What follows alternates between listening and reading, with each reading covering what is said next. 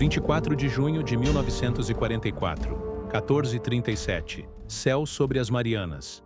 Saburo Sakai, maioras japonês sobrevivente com 64 vitórias confirmadas. Veterano da China, de Pearl Harbor, de Guadalcanal, está voando seu Mitsubishi Zero quando vê 4 caças aproximando-se a 5.000 metros. Por reflexo treinado através de 6 anos de combate, ele avalia distância, velocidade, ângulo. Parecem zeros amigáveis pela silhueta. Ele relaxa momentaneamente. E então os 4 caças quebram formação com precisão mecânica. Dividem-se em pares coordenados. E Sakai percebe com o horror gelado subindo pela espinha que não são zeros. São F-6F Hellcats. E eles não estão voando como pilotos japoneses voam, como indivíduos buscando glória em duelo honrado. Estão voando como organismo único, como partes de sistema maior, cada movimento antecipando o próximo, cada ataque criando oportunidade para o parceiro. Sakai, que sobreviveu a Guadalcanal com crânio perfurado e olho destruído, que voou sozinho por quase 5 horas sangrando até quase morrer, que acumulou mais vitórias que a maioria dos pilotos americanos verá combates, percebe algo que o aterroriza mais que morte. Percebe que ele é fantasma de era extinta, samurai do céu lutando guerra que já não existe, enfrentando inimigo que não respeita regras antigas porque inventou regras novas. E nos próximos 23 minutos, ele vai sobreviver não por habilidade suprema, mas porque os Hellcats têm algo mais importante para fazer do que matar lenda. Se você quer entender como guerras modernas destroem tradições militares centenárias, como sistemas derrotam guerreiros, inscreva-se no canal agora. Estamos com a meta de chegar a 1000 inscritos, e seu apoio é extremamente importante para continuarmos trazendo histórias como essa. Porque o que está prestes a acontecer nos céus de 1944 vai provar que coragem individual não pode competir com engenharia industrial, quando o adversário construiu 12.275 caças superiores contra seus 10.500 zeros obsoletos. Saburo Sakai nasceu em 1916. Entrou na aviação naval imperial em 1937, quando o Japão ainda acreditava que espírito guerreiro superava a tecnologia, que piloto superior em máquina ágil venceria qualquer adversário. Ele treinou durante anos, não meses. Milhares de horas de voo antes do primeiro combate. Gunnery drill até que disparar se tornasse reflexo inconsciente. Acrobacia até que zero se tornasse extensão do seu corpo.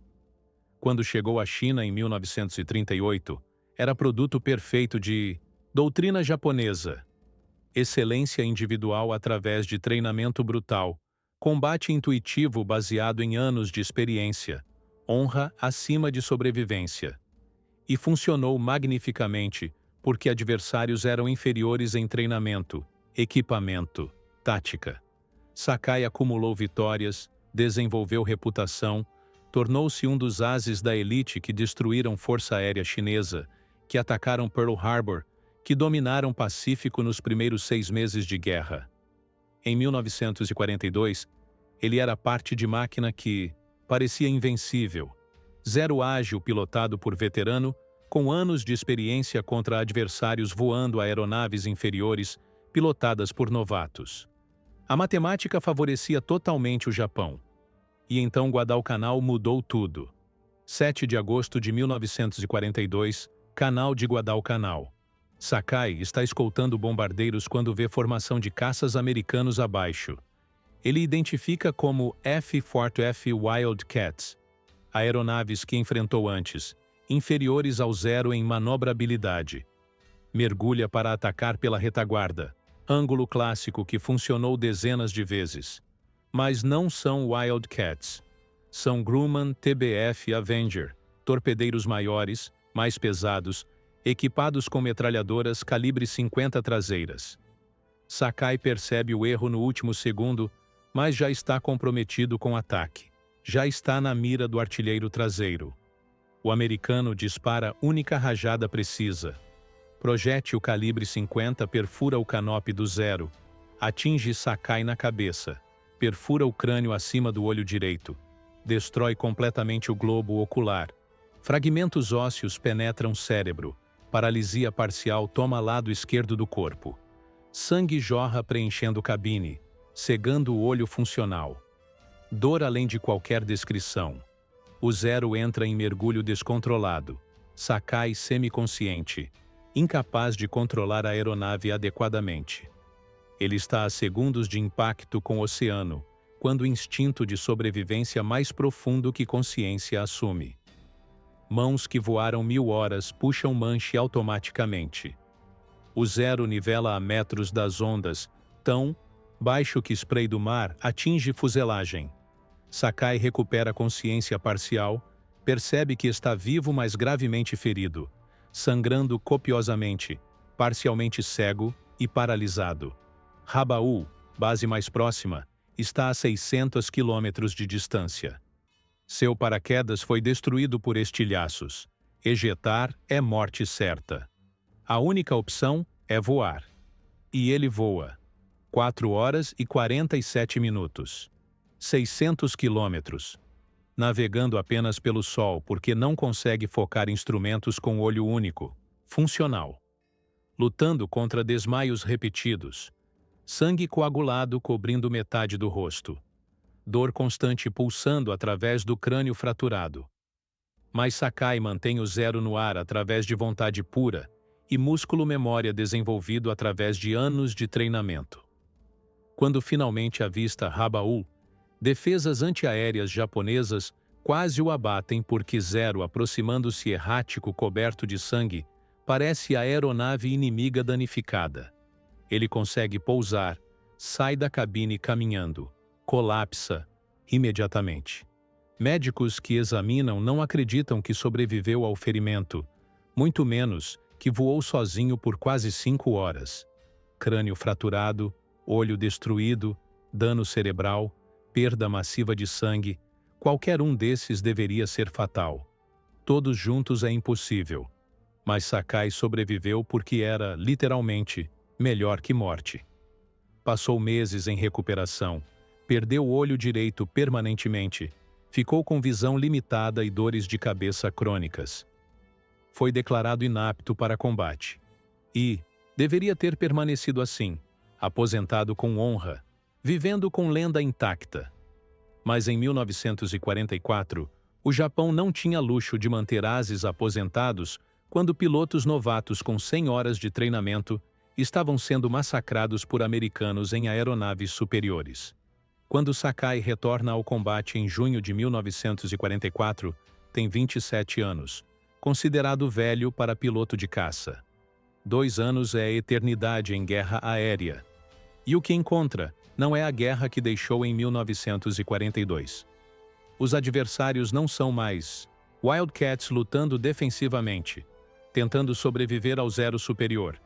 São F-6F Hellcats, aeronaves projetadas especificamente para matar Zeros, construídas incorporando cada lição aprendida em 2 anos de combate no Pacífico. Os números contam história brutal. O Mitsubishi A6M0 tem motor Nakajima Sakai, produzindo 1.130 cavalos de potência, velocidade máxima de aproximadamente 520 km/h, curva de giro excepcional, manobrabilidade superior. Mas não tem blindagem protegendo o piloto. Não tem tanques de combustível autovedantes que fecham buracos de bala. Não tem estrutura reforçada que aguenta dano. Foi projetado quando filosofia japonesa priorizava a agilidade e alcance sobre sobrevivência. Um único projétil calibre 50 em local crítico, e Zero explode em chamas ou cai descontrolado. O F-6F Hellcat tem motor Pratt e Whitney R2800, produzindo 2.200 cavalos, quase o dobro da potência. Velocidade máxima de 610 km/h. Blindagem pesada protegendo o piloto. Tanques autovedantes. Estrutura capaz de absorver dano massivo. Rádios confiáveis permitindo coordenação perfeita. Foi projetado para sobreviver, para matar Zeros, para ser produzido em massa. E foi. 12.275 Hellcats, construídos contra 10.500 Zeros. Mas diferença não é apenas número, é filosofia inteira de combate. Pilotos americanos de Hellcat, em 1944, têm 600 horas de treinamento antes do primeiro combate. Treinamento padronizado, sistemático, focado em táticas que funcionam. Combatem em pares coordenados, chamados Touch Weave, onde um piloto atrai inimigo enquanto o parceiro ataca de ângulo imprevisto. Combatem em esquadrões onde 4, 8, 12 Hellcats funcionam como unidade única, cobrindo pontos cegos uns dos outros, criando situações sem escape para adversários. Usam vantagem de velocidade para escolher quando engajar, atacando de altitude superior, disparando, subindo de volta antes que Zero possa responder.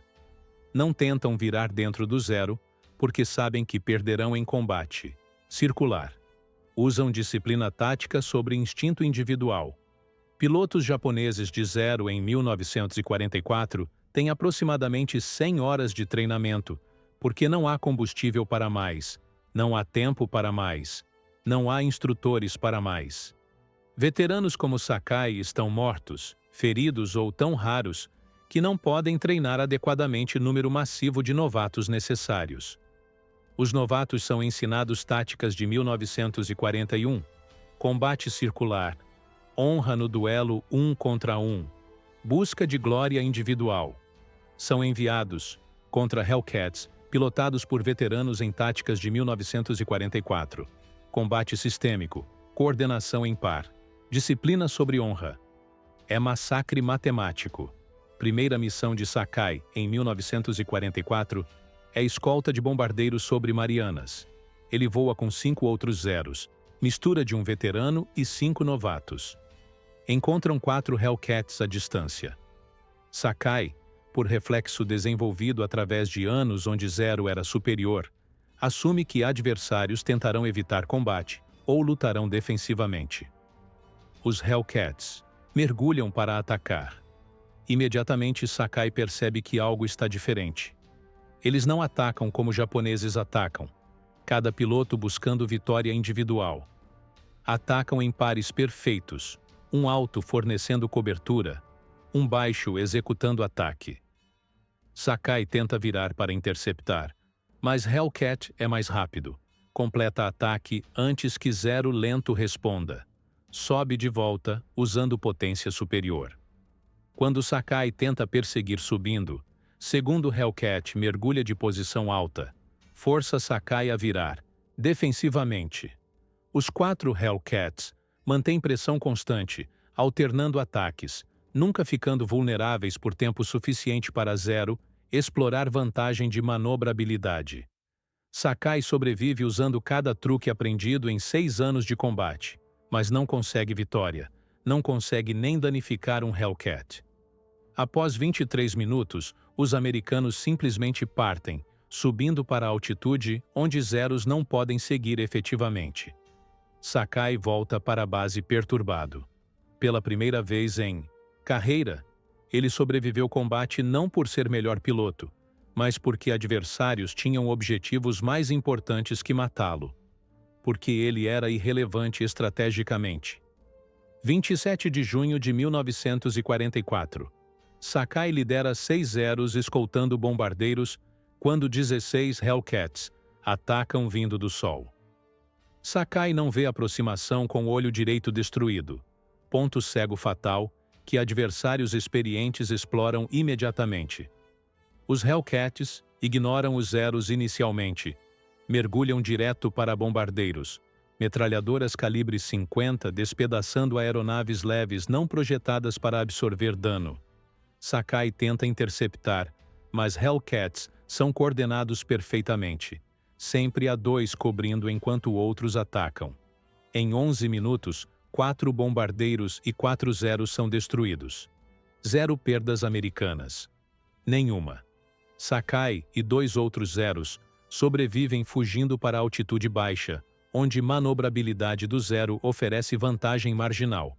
Mas não é vitória. É sobrevivência humilhante. E quando Sakai pousa, relatório que escreve, contém frase que comandantes não querem ouvir, mas precisa ser dita. Os americanos não lutam como indivíduos, eles lutam como sistema. E nosso espírito não pode derrotar sua indústria. Julho de 1944. Sakai recebe missão que define exatamente quão desesperada a situação japonesa se tornou.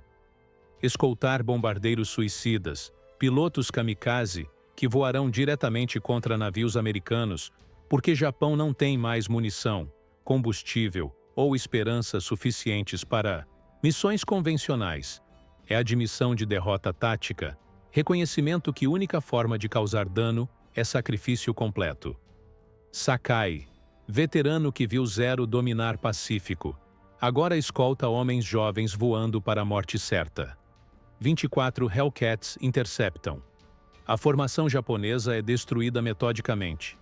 Bombardeiros kamikazes são prioridade. Hellcats os caçam primeiro, metralhadoras despedaçando aeronaves carregadas com explosivos. Zeros tentam proteger, mas são superados numericamente, superados em velocidade, superados em coordenação. E então, algo surreal acontece. 8 Hellcats adicionais aparecem. Reserva, rotação, sistema. Americanos têm tantos caças que podem revezar esquadrões no meio de combate. Japão mal tem caças suficientes para a missão única.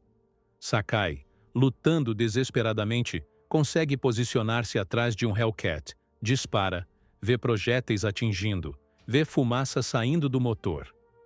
O Hellcat vira violentamente, sobe, desaparece em nuvem.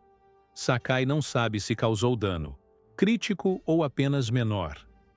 Será sua última vitória reclamada. E então acontece momento que Sakai lembrará pelo resto da vida. Momento mais devastador que qualquer derrota. Mais humilhante que qualquer ferimento. Um Hellcat posiciona-se perfeitamente atrás dele, na posição clássica de tiro, onde um disparo de 2 segundos mataria Sakai instantaneamente. Sakai sabe que está morto. Prepara-se para impacto dos projéteis calibre 50 despedaçando seu Zero. Mas não vem. O Hellcat emparelha. Voa, ao lado do Zero por talvez 5 segundos. Piloto americano olha diretamente para Sakai através dos canopies. Balança as asas uma vez. Vira, acelera, desaparece. Não atirou.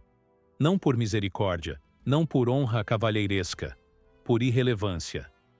Sakai percebe com clareza brutal que ele não vale uma rajada de munição. Que americano tinha alvos mais importantes, missão mais crítica, que gastar tempo e balas em veterano solitário em Zero obsoleto seria desperdício de recursos. É reconhecimento mais cruel possível. Não que ele seja inimigo temível digno de respeito. Que ele é estatística irrelevante em guerra industrial, onde indivíduos não importam. As missões continuam através de julho, agosto, setembro. Cada uma é variação do mesmo tema. Zeros obsoletos pilotados por mistura de poucos veteranos e muitos novatos enfrentando Hellcats, superiores pilotados por veteranos em táticas coordenadas. As perdas japonesas aceleram. Novatos morrem em primeiro combate, sem tempo para aprender, sem experiência para sobreviver. Veteranos morrem porque nenhuma habilidade compensa desvantagem de 2-1 em potência, 100 km/h em velocidade, blindagem versus sem blindagem. Sakai sobrevive porque é melhor que 99% dos pilotos, porque anos de experiência permitem que antecipe movimentos inimigos, porque conhece cada limitação do Zero e cada vantagem marginal que pode explorar. Mas sobrevivência não é vitória. É apenas atraso de inevitável. Cada missão ele volta, com menos companheiros. Cada missão os Hellcats são mais numerosos, mais coordenados, mais confiantes. Cada missão o Japão sangra pilotos e aeronaves que não pode substituir adequadamente enquanto a América produz Hellcats, mais rápido que podem ser abatidos. Os números revelam verdade brutal. Em 1944, Estados Unidos produz aproximadamente 9.000 caças de todos os tipos mensalmente.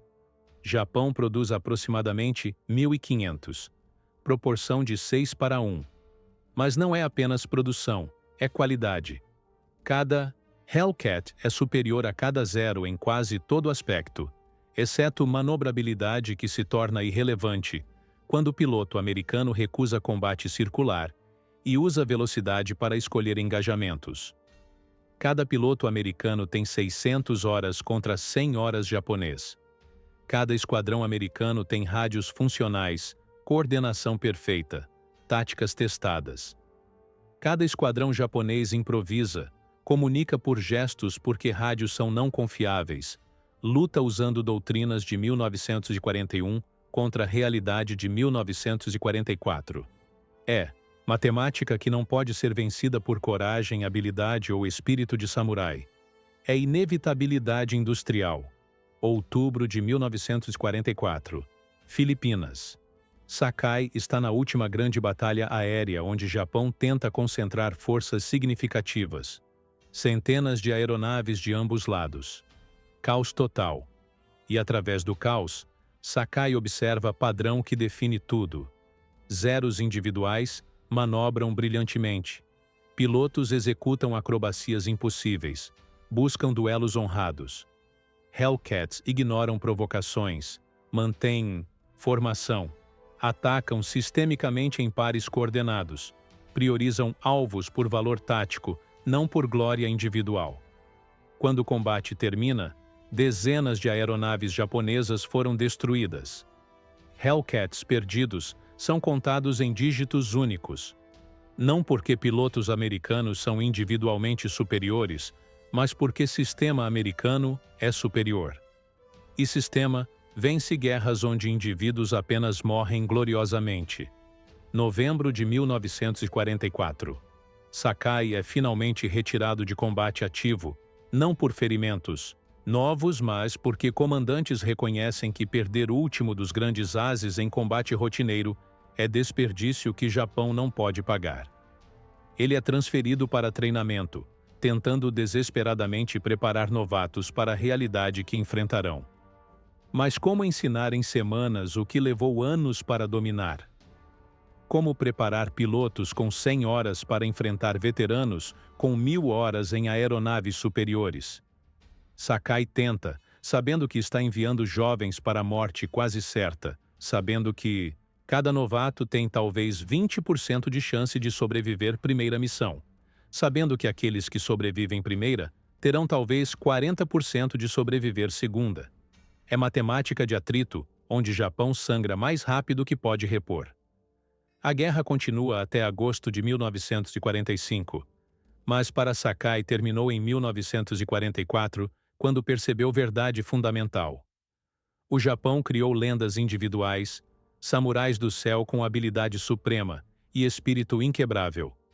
A América criou sistema industrial, produzindo milhares de aeronaves superiores e pilotos adequadamente treinados, coordenando perfeitamente. Lendas inspiram, sistemas vencem guerras. Em combate moderno, espírito guerreiro não pode competir com motor de 2.200 cavalos, blindagem de aço e produção de 9.000 caças mensais. Honra individual não pode derrotar coordenação sistêmica. E zero ágil pilotado por as, com 64 vitórias, não pode mudar resultado quando enfrenta 12.275 Hellcats, apoiados por capacidade industrial que produz mais aeronaves em mês que Japão produz em ano. Sakai sobreviveu à guerra, um dos poucos ases japoneses que conseguiu. Viu amigos morrerem, viu doutrina que acreditava desmoronar, viu nação que serviu queimar sob bombas incendiárias e cogumelos atômicos. Após rendição, ele torna-se budista, buscando paz em filosofia após anos de morte. Abre gráfica modesta. Vida civil comum após vida extraordinária como guerreiro do céu.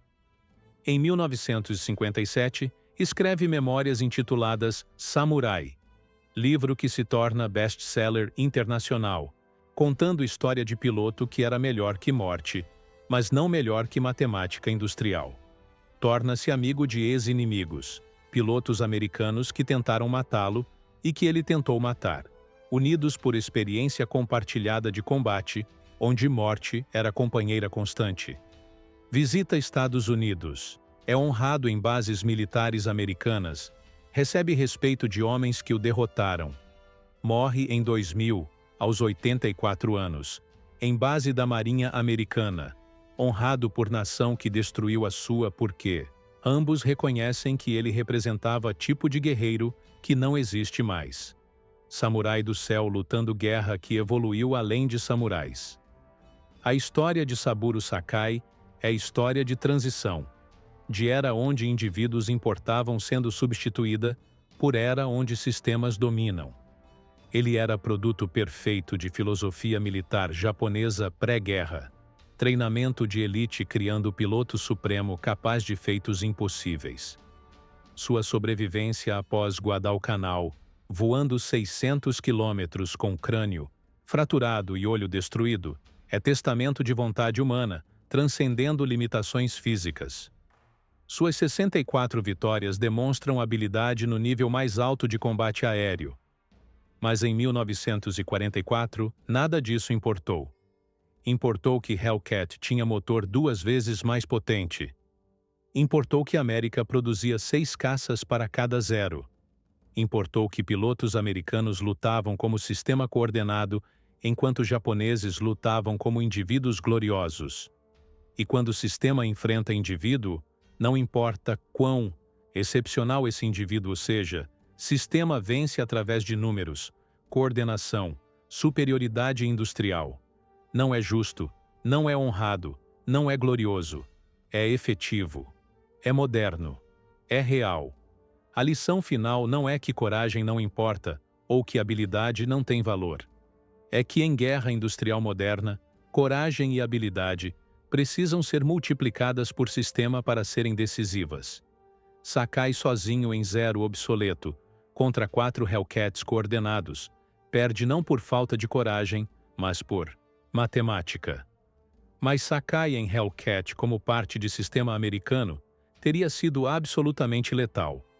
A diferença não é o guerreiro, é a máquina e o sistema que suporta a máquina.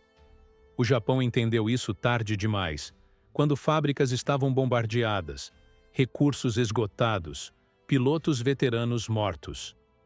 A América entendeu desde o início, construindo não apenas aeronaves superiores, mas sistema inteiro de produção, treinamento, logística, tática que transformava pilotos adequados em força letal, coordenada. E você? O que acha?